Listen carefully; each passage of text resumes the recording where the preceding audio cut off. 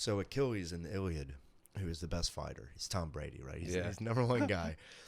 He was given a choice: a long, peaceful, quiet life, or a short life with tons of glory. And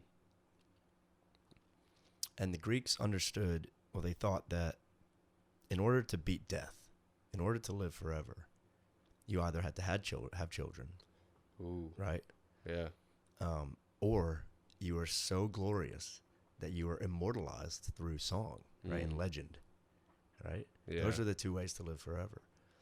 So Achilles is promised this short life. He chooses the short life of glory, right?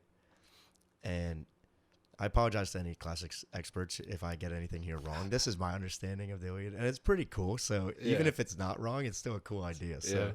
So he chooses, as far as I know, he chooses the short life of glory. And he thinks that he's going to get that through warfare, right? Being the best fighter in the world. But in the end of the poem, he actually gets it through having compassion. Oh, that's nice. Yeah. Who does he have compassion for? So Hector, who's the best Trojan, kills Achilles' like best friend. Like they're closer than best friends. They're like buddies. Like I don't know how to. They're buddies. They're not literally brothers, but they're so close. Yeah. People have written that they had a homosexual relationship. I don't see. I mean, but it's one of those relationships that's just like, I love you, dude. Yeah. Like, you know, like it's really, really intense. They love each other. Basically. And Hector. So Achilles doesn't want to fight. So he gives his friend Achilles' armor so that the Trojans will think it's Achilles going into battle. His name is Patroclus, and Patroclus dies, right? And Achilles is like, "Why? It's my fault," you know. Yeah. And he comes to this moment where he's like, "I caused this all to happen." Yeah. So he goes and kills Hector, who killed Patroclus, right? And he ties Hector's body to a horse. Jeez. And he just runs. He takes the horse around the city of Troy. Oh my gosh. Like over and all night, just letting this body just get. Now the gods actually protect the body, but he's trying to just destroy this body. Now this guy's dead. Yeah. And he's just so angry that he's trying to destroy this body. And so what happens is Hector's father, Priam, who's the king of Troy, he has 50 sons, right?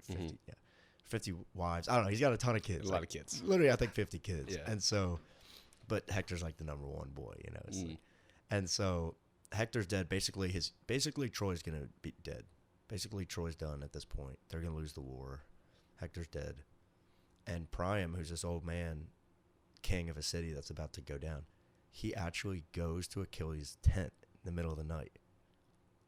Easily just could be killed. Like, you know. And he begs for the body. Because it's really important in their culture to bury someone properly, right? And Achilles gives him the body. Wow. Right? This guy's so angry. He's trying to destroy this body. Hates Troy. Hates Hector. And he gives this old man his son's body. The last thing this old man wants to do is bury his son and watch his kingdom totally get destroyed. Yeah. That's what's going to happen. And Achilles has the compassion to give him the body. And that's like the end of the poem. Really? Like there's no like, and then they defeated, you know, that's literally how it ends. Yeah. And, you know, it's really abrupt in that way, but I think that's because he earned immortal glory through having compassion. I think that's important too, because this glory, this achievements, I think it's just bullshit. Like, who's calling me? That's Alex. I hit him with a sorry, can't talk right now. That thing is really nice, right? That button. Yeah, right? It's great. But I really do think all this achievement is just distractions. It's nothing. This is not what we're here to do. Yeah. And that's, like, I was talking to people at the party last night, like adults. They're like, "Oh, so what's the business of your podcast?" I'm like, "It's not a business. Like, I'm doing it for fun. Like, I enjoy it." They're like, "Well, what's the goal?" I'm like, "We're saving souls." Yeah. I'm like, dude, I'm not even going to try to explain this to them, because I would have to rewire their 60-year-old brains to understand that, hey, I'm not doing this to make money. Yeah. I'm not doing this for glory and fame. Right. I'm doing this because I want to enjoy my 60 years of life here. Yeah. You know, I enjoy having my friends on and talking with them. Yeah. Like, I enjoy that. Yeah. And that's what I want to do with my life, because all this other stuff will never bring you happiness. All the fame in the world. We see celebrities, Mac Miller, celebrities depressed, alcoholics, drug addicts, because they thought that money and fame will solve all their problems. Yeah. But it doesn't. And then what do you turn to? Right. But so, in seeing all this stuff, I'm like, I'm not wasting my life on this. And that's why I think it's so important, that compassion, that love, that is what matters. And that's what we need to focus on. And I think that, I didn't read the Iliad, but it seems like that's the point. Like, he chose a life to get glory for his ego, when in reality, all he needed was love.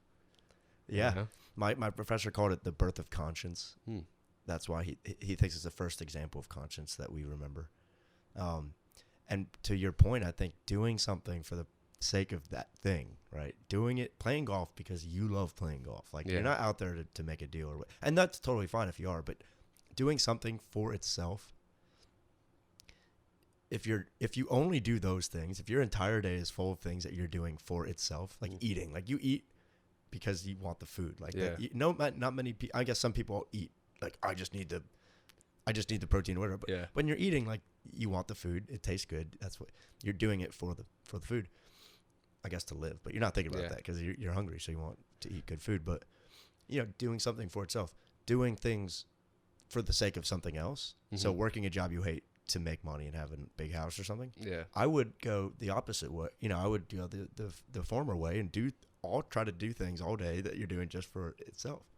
Yeah, and you can't if you're happy, then you win, because you see what I'm saying.